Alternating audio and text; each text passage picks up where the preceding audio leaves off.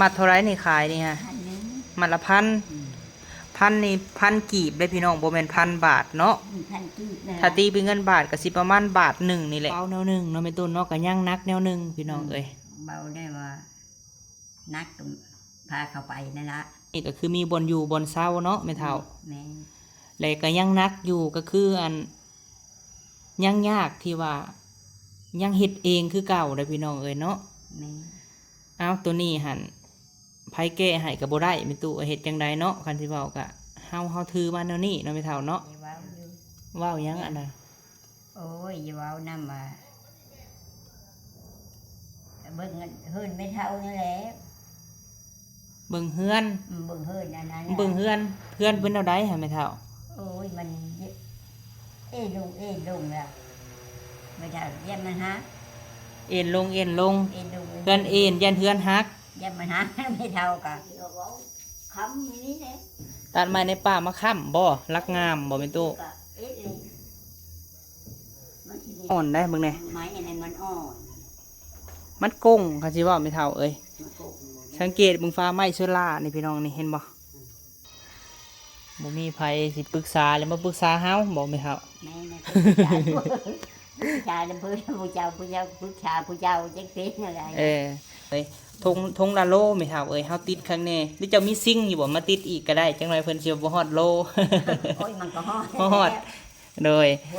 ประแดกตอนไม่เท่าเอ้ยกับทักทายสบายดีสวัสดีพ่อแม่พี่น้องเบิดสุคนเด้อพี่น้องเอ้ยเนาะพบพ่อกับเบาพามีอีกแล้วพี่น้องเอ้ยเอาพบพ่อกันมื้อนี้เนาะพี่น้องเนาะว่านนี่กะไปสั่งเครื่องสั่งของให้ทางแม่บิ้งพี่น้องเอ้ยมื้อนี้เบาพามีเข้ามาหาเม็ดตู้ค่ำเนาะพี่น้องเนาะเพราะว่าเพิ่นย่างไปหาเบาพามีพี่น้องเอ้ยเพิ่นมีแนวอยากลมน้ำเบาพามีเนาะพี่น้องเนาะบ่ฮู้ว่าเรื่องหยังพี่น้องเอ้ยเพิ่นว่าไม่เท่าสิให้ไปถ่ายคลิปเนาะ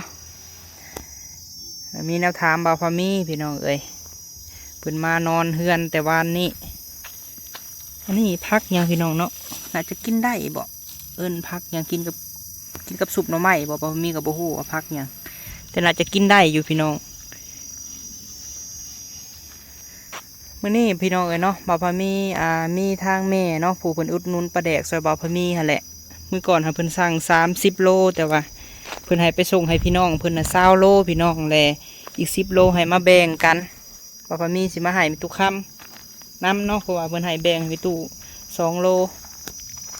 โดยสบายดีเด้อตู้เด้อคือบ่เก็บมากอันนี้ฮะโดยสบายดีไหมเท้าน้ำจะคือยังบริใสอยู่นี่ฮะไม่ใช่ได้ใช้กับพ่อช่ำนี้นะ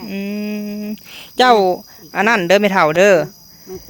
เจ้าตักออกให้มันเบิดแต่กระทางนี่แหละเจ้าล่างลองเบิ่งดูโบแมนตั้งแต่สร้างเปลี่ยนอยู่บนท่านล่างบนจักนี่โบเมนโตล่างอยู่บ่ไม่แถวโค้งอยู่มันปิ้งแล้วมันคุยอันเก่าคุยอะไรเล่นบางหุงเจ้างามเลยเนาะแม่ตู้เนาะให้เจ้าตักออกเบิดเลยเจ้าล่างแล้วจะเป่งใส่ไม้ของเจ้านี่บริใส่ไฟเนาะของเจ้านี่เนาะอันน้ำเจ้านี่ลงแต่แทงลองเปิดมึงดูแห้งสำใดฮะเปิดจริงนี่นะย่าบัดใช้บัดมันเน็ตเป็นอย่างเปิดดีนะงานใหญ่เนี่ยเด็กเสียบผู้เสียบคือกันเนาะของเจ้ากันเนาะโดยปิดไว้ไม่เท่าไม่เท่าพิษแล้วมันเสียบไปเสาพักแล้วโดยใช้พักนะพาเฮาไปเบิ่งดูมีพักยังแน่เพราะเฮาสิคอได้อยู่ว่าเป็นตู้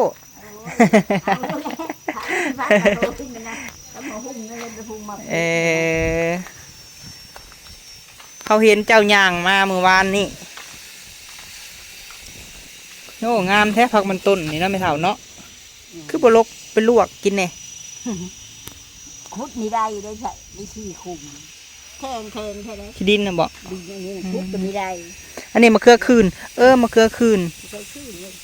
นี่มะเพชรก็มีเนาะไม่เท่าเนาะนี่ได้มันจะปลูกบ่นี่ฮะมันปลูกกมหุงเราก็มี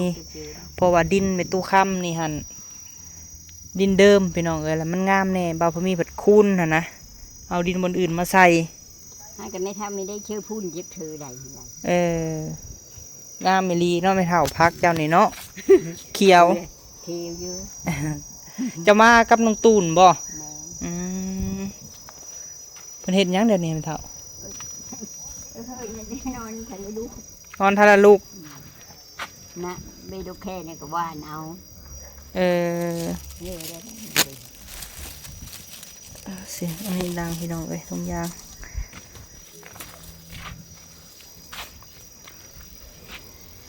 พักยาคาคิงแล้วก็เกิดตัวหัวชิงไข่นี่งามเถอะเนาะไม่เท่าเนาะ เดี๋ยวใส่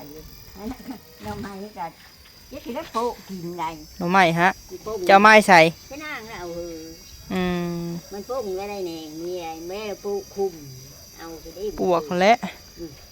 tôi tin đâu nè mình phụ เจ้าอาบอยู่นอกนี่บ่น้ำหรือว่าอยู่ในพุ่นแม่เท่า nó gì đâu อืม nó gì đâu อ้าวสาเนาะไป้าเข้าไปในเฮือนพุ่นแม่ตู้ thằng cái mấy cái gì đây tin อย่ามันแตกได้ปะตากแดด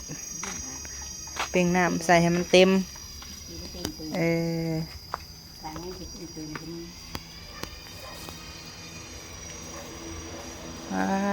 โทนี่เนาะใส่เต็มสตริงแท้เลขอย่างเด้นี่เลข3บ่นี่เนาะ สบายดีเด้อตุนเด้อมอนลงหน่อยดูค่ะพี่มาบ่อนยานางจะพี่มิตุเออ nó đâu ยานางบ่นี่ค่ะ chị nàng đó เออ nó cái chút đập hút ao đấy bà mà đây mà ăn thì đi ho tôi sưu sưu vai tung tay ao tôi chào hơi bắt sưu mà ho เจ้าคายห่อเท่าไรไม่เท่าคือหน่อยแทยานางคือใบหน่อยแท้ ôi chị nàng phun là mình เออ chị nàng phun là mình มัดเท่าไรนี่ขายนี่ฮะ hành nữa มัดละพันนี่พันกีบได้พี่น้องโบแมน1,000 บาทเนาะ hành chứ nè ถ้าตีเป็นเงินบาทก็สิประมาณบาทหนึ่งนี่แหละเนาะเฮ็ดอันนั้นเลยบ่แม่นเฒ่า cái gì đó đi hút rồi vậy đây một trâu kia thấy là bắn hò phồn xem bà แบบนี้น่ะเคี้ยวได้นี่เนาะอย่านางแบบนี้นะ cái nàng phun เออ phun năm đơn này lại thì đi mình phun ในถุงนี่จักมัดนี่นะ mình phun cái này chip bà 10 ปลายได้ đây sao ได้20,000น่ะเด้เนาะ đây sao phan này chứ ไปแต่เช้านั่นบ่นี่ mấy sao bây giờ tôi nói đi thang mà มาแล้วก็มามัดอยู่เฮือนเนาะ nè mà chịu hư วันนี้มัดละพันเขาไปขายมัดเท่าไรบัดนี้แม่เฒ่า không phải khai thấu áo chip mà chip phan เออเขาก็ได้3,000กำไรน่ะแม่นบ่ chip mà chip phan nhằm cầu đầm na như là cái khai vô đó được cái hà มัดละ1,000 กีบคันสิเว้าก็มัดละบาทพี่น้องเงินไทยเนาะแต่ว่าบ่ฮู้ว่าแยกจากบาทหนึงน่ะมันสิเป็นเท่าไรพี่น้อง บ้านเฮายังว่าแยกจาก1,000 กีบนี่ก็500เนาะ500 กีบเนาะแต่บ่พอมีบ่ฮู้ว่าแยกจาก1 บาทน่ะเป็นเท่าไรพี่น้อง500 บาทบ่คือบ่แม่นเด้อแม่เนาะ หรือว่า1 บาทนี่อันนั้นตึกสุดบ่พี่น้องมาพี่ตูนป้าเต็มสตริงแถมมอดในพัดลมค่ะ ngồi đây อืม cái gì khóa ho phom cái đấy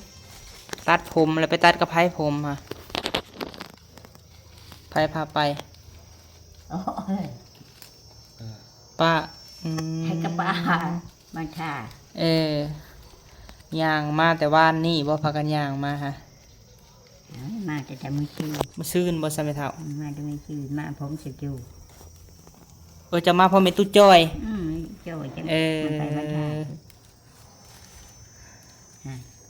มัดบ่ได้ซ้ำเนาะ มันđi đây đấy khen bờ trồng ho phom chứ คือเห็นพื้นในหันตัดมือได้ให้แม่เฒ่า đi ra vào hơi chi mà kè hư mà rơ trát hàm đi thấy rồi เขาสิว่างอยู่บ่ซะแม่เฒ่า ừ. เขาสิว่างแก้ให้เจ้าอยู่บ่ chắc đấy เขาคือว่าเฮ็ดทานอยู่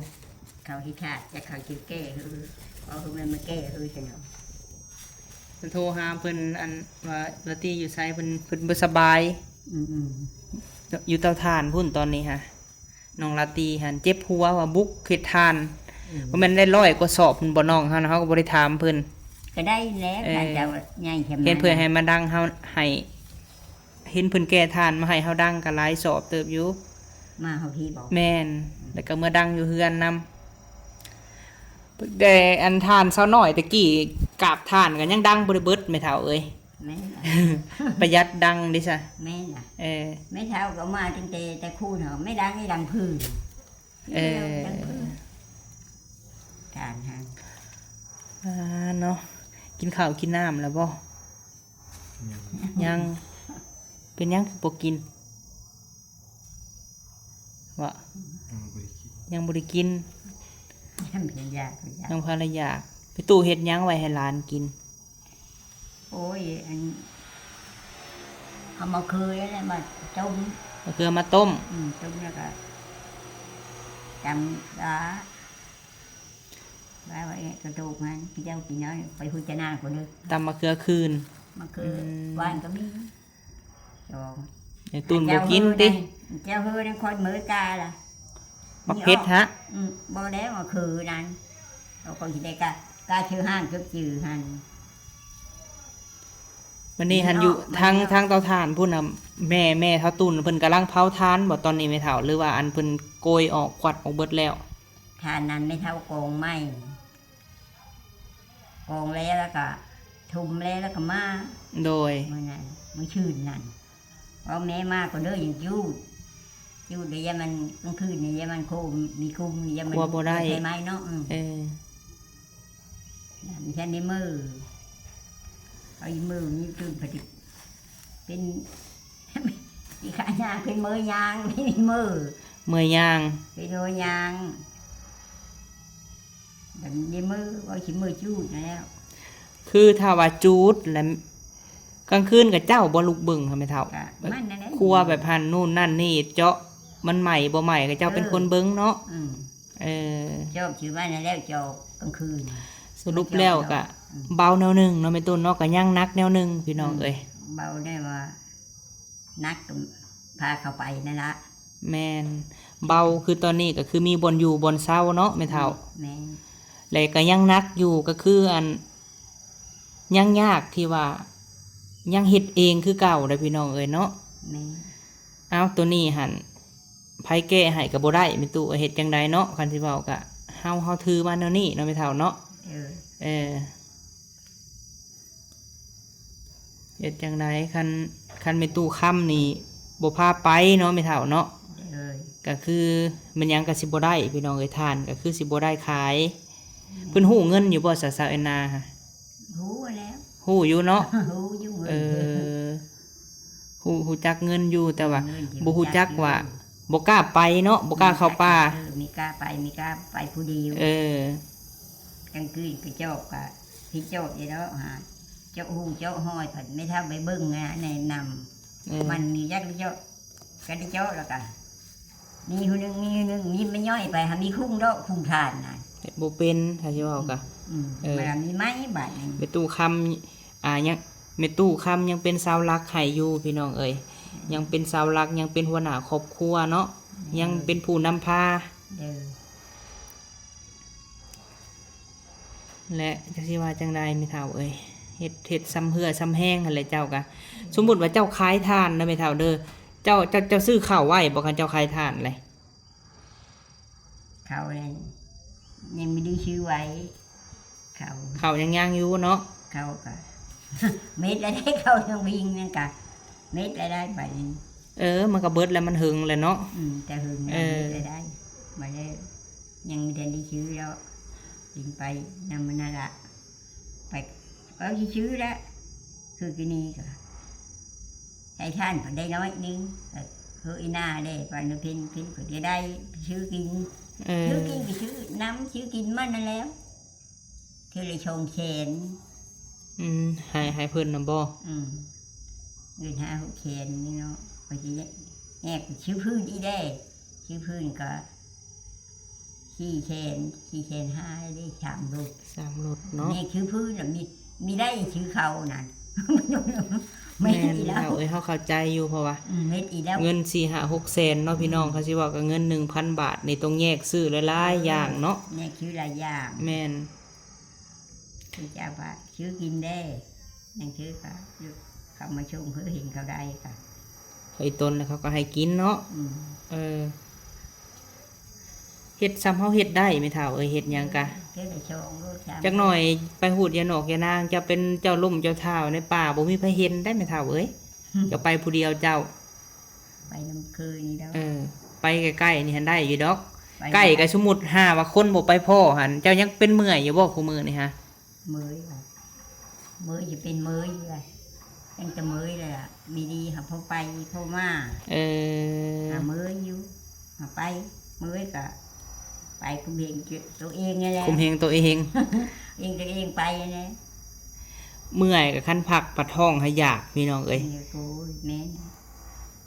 เอื้อมนี่แหละนี่เรามานี่เราก็บ่ได้มีแนวกินเนาะบ่มีหยังกิน นี่มันนี่จะไม่มีแนวกินในเม็ดได้ปะมากินค่ะ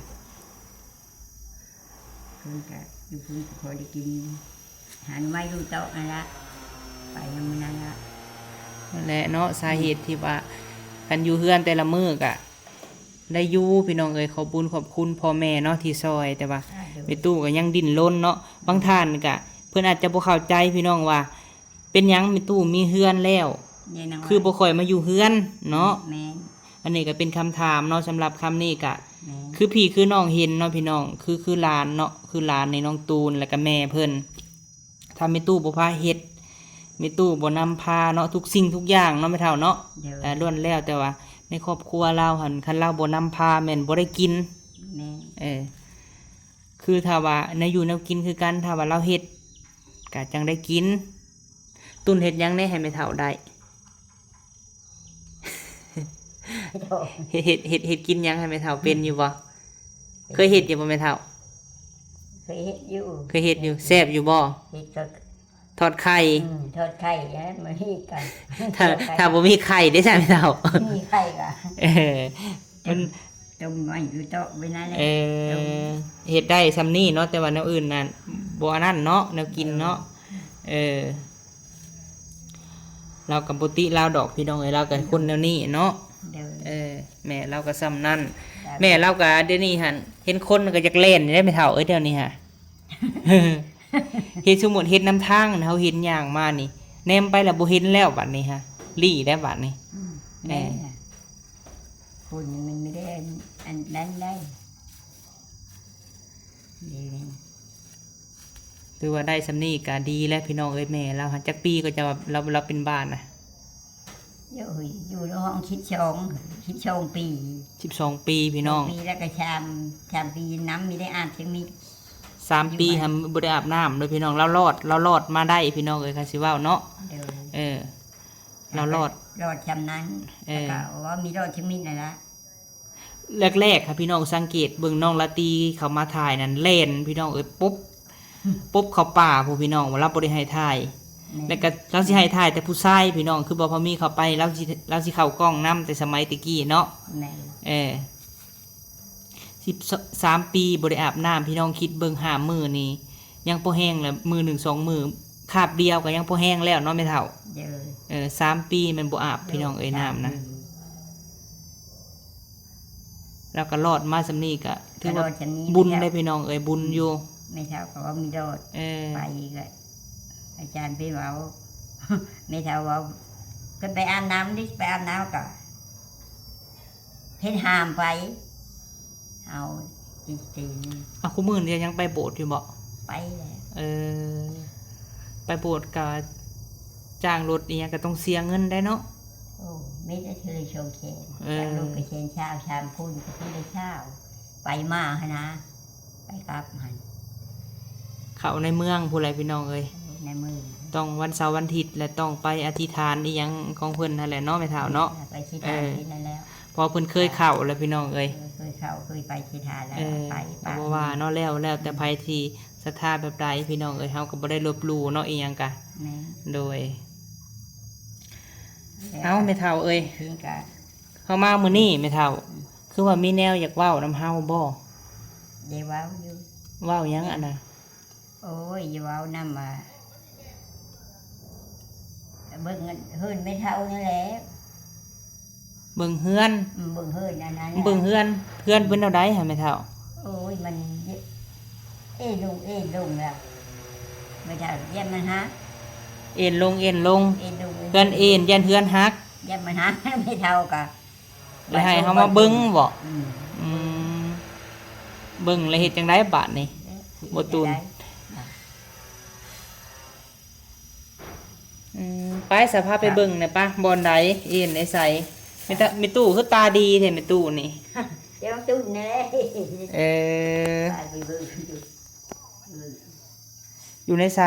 โอ้ยเรื่องอีเฮาว่ะโอ้ยมันสิไม่ฮักบ่ เออ อันเดียว ว่าสิเฮ็ดเซยๆอยู่นะ ได้ถ่ายเพิ่น มีตู้เห็นอยู่เนาะ อืม ยังให้เอาไม้ไผ่มาค้ำบ่ เอาไปคำนี้ก็ได้อยู่แล้ว เออ นะคำ มี กัน ตู้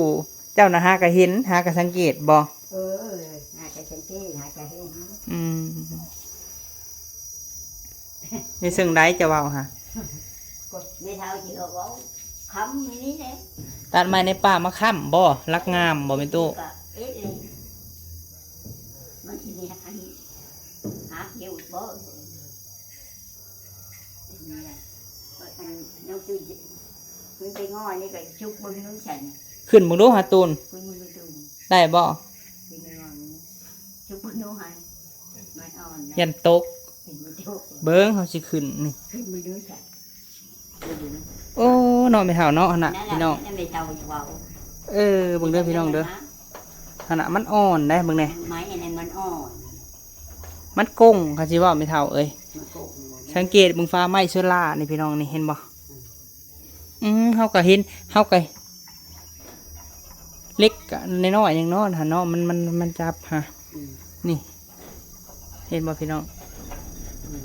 สังเกตเบิ่งมันอ่อนเนาะ มันอ่อนแต่อ่อนเลยแล้วก็เธอไม้อ่อนบ่ได้ดู เออ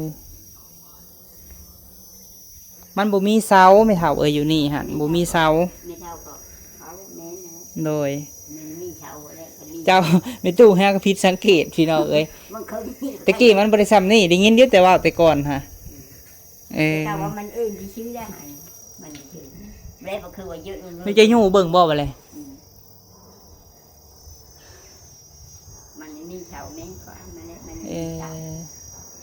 อ้าวเฮ็ดจังได๋ซะเนาะจังสิหายเฮาเฮ็ดแนวใดให้ในตู้เอ้ย แล้วก็หาเป็นห้าช้อย หาปัญญาซอยว่ะหาหยังมาหาคำให้เอาไม้ไผ่บ่พี่น้อง หาเป็นห้าเลย เออ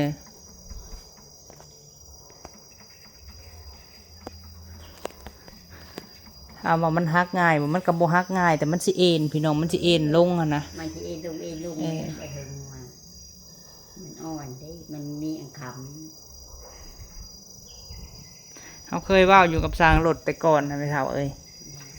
แล้วคำนี่ก็คือสิได้เนาะคำเอาไม้คำพี่น้องเอ้ยไม้คำเล็กคำก็ได้เนาะ ำเล็กก็ได้ แล้วสิคำจังไดพี่เฒ่าเอ้ยจักเพิ่นสิเอาน้ำเฮาแนวใด ปัญหาแต่เงินนี่แหละพี่น้องเอ้ยอีหยังมันก็เฮ็ดได้เบิดทันเลยเนาะ แม่นี่นแหละปัญหาเงินนั่นแหละ ปัดเฮ็ดจังไดบ่ตุนเฮ็ดจังไดบัดนี้ ไม่ชานอันนี้มาคำเพื่อไปมีเงินเท่าไหร่ เงินใครทานสิพ่อว่าเงินใครทานนี่ เงินกระดานเงินที่มีพ่อเนาะมัน เออ จะได้ดู แล้วคุณสิเอาเท่าไหร่เนาะ แล้วแล้ว ค่ำขึ้น พอแล้วกัน เพื่อนในพี่น้องเบิ่งเนี่ย บิ๊กแล้ว จับอันยู่ก็ยังอาติงแหละเนาะ มีแน่ที่ดี บนนี่แล้วนี่ไม้ต่อแล้วนี่มันไม้ต่ออยู่นี่พี่น้องเอ้ยมันบ่อยากแน่นปานใดได้ไม้ต่อ โตก็ ต่อ โตก็เดบีเชามันก็แน่นเลย เพื่อน7 เมตรผู้เพื่อนเนาะ7 เมตรบัดนี้ผัดเสาผัด2 เสานะบ่มีเสากลาง ก็แม่นน่ะมันมีเท่ากัน อ้าวบ่แล้วจังว่ากันไม่เท่าเอ้ยเนาะสิว่าจังใดเนาะว่าสิตัดไม้อิหยังมาค้ำกะไม่เป่าไม่เลี้ยงเท่านั้นแหละมาค้ำเนาะ เด้อ เออตู้ก็บ่ได้ว่าบ่เอาไม้หยังมาค้ำกะ บอก ขอแต่มันแน่นเนาะ แม่ ขอแต่มันแน่นพี่น้องเอ้ย ว่าขณะเฮ้ยนางวิ่งอยู่ เลยแค่บอกเฮช้างอีกช้างอีกได้เงินเฮช้างบ้าน หาเงินไม่ใช่ให้สั่งในตูน เงินเยอะเฮช้างเฮช้างเอาเล็กขับมือคือที่บ้านได้แล้ว เอาแล้วจังว่ากันไม่เท่าเอ้ยเอาไว้มือว่างๆก่อนสิหายังค่ำกะอันบ่มีแท้ๆกะคือสิบวิตอันไม่งามดอกไม่เท่าเอ้ยไม่งามยุ่งขึ้นเนาะ แม่ มันก็แน่นได้ นี่ มีตู้บริติดอกก็เอาไม้ยังค้ำกับพี่น้องเขาแต่มันแน่นแล้วว่ะ มาทีทีแล้วก็จะมันแน่นพอมันมีฮักมียุดลงนะ แม่นหั่นแหละบ่มีไผสิปรึกษาแล้วมาปรึกษาเฮาบอกไม่เท่า แม่นะผู้ชายผู้ชายเพื่อนผู้เจ้าผู้ชายผู้เจ้าจะเป็นอะไร บ่ติเจ้าแล้วเจ้าก็บ่มีบนเว้านำเนาะว่าสิปรึกษาลูกหลานกับปรึกษาบ่ได้เนาะไม่เท่า มันมีจักเพเป็นเพจักขัดมีจักขำผู้ชายผู้เลี้ยงนะคืออะไรไปหาคนนี้ผู้ชายลำบาก มาปรึกษาเฮา น้ำมันเลย ปรึกษาเฮานี่ก็จักสิว่าแนวใดไม่เท่าเอ้ยเบิ่งไปตามเป็นตามเกิดนี่แหละพุ่นแลเอาไว้มืออันนั้นพุ่นแลจังสิพากันตัดไม้มาค้ำบ่พี่น้องว่าเพิ่นสิว่าจังใดเนาะในตู้หันเอาลักยังค้ำก็ได้แล้วว่า ก็ได้เยอะมีก็ดี เพิ่นด้านน่ะเอาฟอยไม้กวาดในหันยู่เบิ่งบ่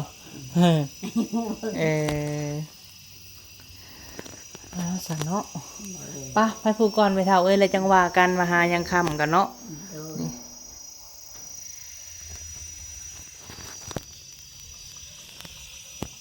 กอดไว้ได้พี่น้องเลยเนาะกอดตะปูนี่กอดหัวเสาไว้นี่บ่นี่ตะปูกอดหัวเสาแต่มันไม่มันต่อสุดเล่งเลยนะต่อสองบนในหัวอันทางในนี่เศร้าแล้วเนาะเศร้าแล้วติชุดนั้นคือเอาสามไม่เท่าเอ้ยเอาปลาแดกมาให้เจ้าได้ไม่เท่าเด้อมันนี่เอาปลาแดก2 โลพี่น้องเอ้ยทงละโลไม่เท่าเอ้ยเฮาติดข้างในหรือจะมีซิ่งอยู่บ่มาติดอีกก็ได้จังไรเพิ่นสิบ่ฮอดโล โอ้ยมันก็ฮอด โดยปลาแดกตอนไม่เท่าเอ้ย ฮอดแล้วก็ฮอดอันนี้หั่นเป็นเงินของแม่เพิ่นบ่ประสงค์ออกนามเด้อเพิ่นซื้อซอยเฮามื้อนั้นน่ะ30 โลแหละเพิ่นให้ไปให้พี่น้องเพิ่นน่ะ20 โลแต่อีก10 โลแล้วให้แจกยายแถวนี้แหละแต่เพิ่นมาให้เจ้านี่2 โลไม่เท่าเอ้ยเพิ่นไม่เอาชื่อจริงแม่นเพิ่นบ่ออกชื่อเฮาก็บ่ได้ถือดอกพี่น้องเอาปลาแดกมาให้กันนี่ก็เนาะบ้านเฮาหั่นบางคนนี่ถือนี่ย่านสร้างกันพี่น้องเอ้ยคันว่าสร้างพี่น้องบ่โตให้บ่เอาปลาแดกมาให้ก็สร้างคือเก่าเพราะว่ามียันนักพี่น้องเอ้ยติวกับเฮือปันกันกินเฮาสิได้ถือดอกจกมึงรู้เปล่านี่ถุงนี่ก็ได้นี่ขอบคุณหลายๆเด้อพี่น้องไอ้ที่อุดหนุนซอยเบาพามีเนาะนี่ในดูกะขอบคุญทุกคนหลายๆที่ยังใจดีโดยลูกสาวลูกสาวก็มาช่วยกับพ่อมีก็มายายช่วยกับขอบคุณเด้ออยู่ดีมีแห้งกูคนเด้อกินได้ใครยังมีเด้อมีมายืนยำรวยเงินตายเด้อสาธุเนาะโดยกันนะมายายไม่เท่ากับอยู่ดีมีแห้งมายืนกินได้ใครยังมีเด้อเจ้าก็อยู่ดีมีแห้งไม่เท่าเอ้ยอ้าวเนาะว่าสิแกงหน่อไม้หรืออีหยังอะไรไม่เท่าเอ้ยตักมาให้กินดอกเฮานั้นดีใจแบบไหนดีใจแบบเจ้าน่ะกินข้าวได้แล้วก็กินยังก็ได้หั่นนะไม่ตู้เฮาน่ะกินยังก็พิษนี่ก็กินบ่ได้พี่น้องอันนี้ฮะนี่มันเค็มแล้วผู้ใดที่เป็นกระเพาะแล้วพิษได้พี่น้องเอ้ยบินกะหาหนังชื่อกับพิษไม่ตู้เฮาน่ะกินได้อยู่ทำมาได้บ่ทำนี่ได้แต่ว่าจำลายบ่ได้พี่น้องน้อยเดียวจำพอหูซึกไม่เท่าเอ้ยก็พิษแต่มื้อนั้นแต่หึงเงิน หานั้นน่ะดอก เออ แกงไม้ดองไม่ดองกับมันจะเปื่อยได้ อันนี้ ละ หันเจ้าล่างละลายน้ำเลยอาหารซาเป็นนัวใส่น้ำตาลใส่เด้อ เดี๋ยว ทุบผักเทียมผักบัวใส่แล้วก็ปิ้ง เดี๋ยว เออบ่มีแนวยังมาให้แม่เฒ่าเอ้ย เดี๋ยว คันมีแนวมาให้แนวกินก็สิเอามาให้อยู่ดอก เออ เฮาก็อีตนเจ้าพี่น้องเอ้ย มะขืออัน เพราะว่ามีอีตนแบบใดพี่น้องเอ้ยอีตนแม่เฒ่านี่อีตนว่าเฮาคิดซะว่าแม่ตู้เฮาน่ะถ้าบ่มีซุมเฮาเราสิเป็นแนวใดคือแม่เฒ่าเฮานี่นะ ก็แม่ อาจจะเป็นคือตู้คำหรือว่ากลัวตู้คำก็ได้พี่น้องเอ้ยให้คิดเห็นผู้เฒ่าเนาะพี่น้องให้คิดเห็นว่าผู้เฒ่านี่แหละ ก็ไม่เท่าเจ้าไก่แด้คอยก็ขึ้นไปผู้เดียวไม่เท่าเจ้าไก่แด้มันมีลูกมีหลานหาเงินคำก็ไม่ตู้ก็ตู้ลานก็หาก็มีได้ในนั้นละ โดย เป็นนั่นแหละก็ ต้นทุนชีวิตคนเฮาบ่คือกันแม่เฒ่าเอ้ยบางเทื่ออายุซ้ำกันอยู่แต่ความคิดมันต่างกันเขาก็ดีในแบบของเขาเนาะลูกหลานเจ้าเฮาก็แบบของเฮาเฮาก็อยู่แบบซ้ำอยู่นี่แหละแม่เฒ่าเอ้ยอยู่ไปเฮาคิดซะว่าเฮาถือมาแนวนั้น แม่ไม่เท่า บุญกับบาปมันคู่กันแม่เฒ่าเอ้ยผู้หนึงแนวหนึงผู้หนึงแนวหนึง แม่ ไม่เท่ากันจำนั้นเลย แม่น เป็นบุญเฮาแล้ว บุญเจ้าซ้ำนี้อ่ะ บุญเจ้าคอยจำนี้ แม่น จำนี้นะเห็นไหมหาเงินได้คือหมู่โอ้ยลูกหลานหาเงินหาทางกินยังก็ขึ้นไปก็ มันไม่ได้มันไม่ได้เนาะจะเคียนอะไร โดยอ้าวก็พอบ่ได้หิวข้าวหิวน้ำอยู่กินประทังชีวิตแต่ละมื้อกะพ่อแล้วแม่เฒ่าไอ้ชีวิตฮะมาอยากให้รวยร่ำรวยบ่เฮามาฮอดซำนี้แหละเนาะมันไกลว่าครึ่งอะไรพี่น้องเอ้ยแม่ตู้นี่มันแบบ มันไม่ได้ มาไกลแล้วคันสิเว้ากะ แม่ไม่ยือกะมันคอยหาละคอยหาทางที่ไปละ บ่ได้ไปดอกเนาะ อยู่น้ำลูกน้ำหลานนี่แหละ ก็ละเอาอย่างนั้นมื้อนั้นเจ็บอันหนึงมื้อนึงชงเจ็บอันสองมึงมาลายนอนอยู่กว่าพูดไปแล้ว เพื่อแห้งผู้เฒ่าหั่นแหละคัน พูดไปแล้ว คือเป็นหันเป็นนี่เนี่ยกับผู้เฒ่าบ่คือเด็กน้อย อันนี้แล้วปัดโพดไปแหละกูข้าวก็โพดแล้วบัดนี้เอาหามาชื่อเอาไปยังไง เด็กน้อยพัดแต่ละมื้อน่ะยับมือใหญ่ผู้เฒ่าน่ะเพิ่นถอดคือเพิ่นว่าแหละ มื้อนี้ก็ใหญ่ขึ้นมื้ออื่นก็ใหญ่ขึ้น โด เนาะ ย อันนี้เพิ่นแห้งที่ก้อยเฮาแม่เนี่ยพี่กัน โดย เขาก็ อ้าวอยู่ดีมีแห้งแม่ตู้เอ้ยอ้าวเท่านั้นเด้อแม่ตู้เด้อจังไดกะเมื่อก่อนบัดนี้ไปเบิ่งเวียกก่อนเนาะโดยกลับก่อนเด้อบัดนี้เด้อ เด้อ เจ้าสิเฮ็ดอันนี้บ่กินค่ะ เขา กลับก่อนแม่ตู้เอ้ย ชื่อลืมได้โทรแนวเฮ้ยนะ บ่ลืมดอกเดี๋ยวสิโทรให้เขามาเอายานางให้เราก่อนพี่น้องเอ้ยไปเนาะจังไดกะสิประมาณนี้แหละพี่น้องเอ้ยจังไดกะขอบุญขอบคุณเบิดสุหมองสุบอนเนาะลืมบ่ได้ก็คือแม่กับพ่อแหละเนาะแม่บิ่งพ่อเพชรพี่น้องเอ้ยผู้ที่เฮ็ดเฮือนเฮ็ดซ่านกะพ่อกับแม่ก็เบิ่งตลอดได้เนาะคลิปของแม่ตุคำแล้วก็เบิ่งพี่น้องเอ้ยผ่านมาเนาะอีตนพี่น้องเอ้ยเพราะว่าอีตนและเฮ็ดทำบุญเนาะพระผู้เฒ่าพี่น้องเอ้ยเราก็80ปลายแล้วไม่เฒ่าก็ได้ให้บุญคำนำสู้พี่น้องเอ้ยสุขภาพแข็งแรงพ่อกับแม่เนาะให้เป็นห่มโพห่มไส้ให้ลูกให้หลานเฮ็ดธุรกิจการงานค้าขายก็ขอให้ร่ำรวยส่วนว่าแม่ใจดีพี่น้องไอ้ผู้เพิ่นให้เอาปลาแดกมาให้ก็ขอให้เพิ่นอยู่ดีมีแห้งเด้อแล้วสุขภาพแข็งแรงเป็นห่มโพห่มไส้ให้ลูกให้หลานตลอดปีตลอดไปพอดีว่าเพิ่นให้บาพามีมาหาพี่น้องเอ้ยนี่แหละเนาะเรื่องเฮือนเพิ่นนี่แหละปรึกษาบาพามีบ่มีคนปรึกษาพี่น้องเอ้ยเพิ่นว่าให้มาเบิ่งกับเบิ่งแล้วได้พี่น้องเอ้ยบาพามีกับเบิ่งแต่หูดูแต่ตานี่แหละมันกงแล้วว่าให้หาไม้หาพี่น้องเอ้ยหาไม้มาค้ำให้ไม้ยังก็ได้ที่ว่ามันแน่นให้มันแน่นหนาแน่เพิ่นว่าอย่ามันหักพี่น้องเอ้ยเอาไว้ว่างๆเพื่อแหละพี่น้องเอ้ยจังว่ากันเนาะแนวใดกะโดยไปสำหรับคลิปนี้ไปเลยเด้อพี่น้องเด้อเนาะกล่าวคำว่าสบายดีพี่น้อง